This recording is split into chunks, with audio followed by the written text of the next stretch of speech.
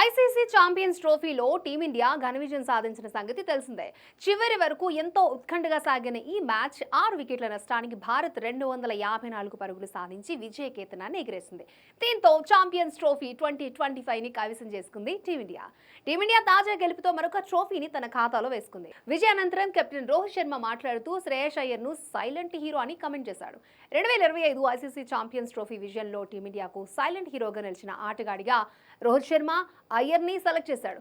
అతని గురించి ఎక్కువగా మాట్లాడలేకపోయినా అతను తన పనిని పూర్తి అంకితభావంతో చేశాడని రోహిత్ చెప్పుకొచ్చాడు. ఛాంపియన్స్ ట్రోఫీ టోర్నమెంట్లో భారత్ జట్టుకు శ్రేయస్ అయ్యర్ కీలక టైంలో మద్దతునిచ్చాడని చెప్పుకొచ్చాడు.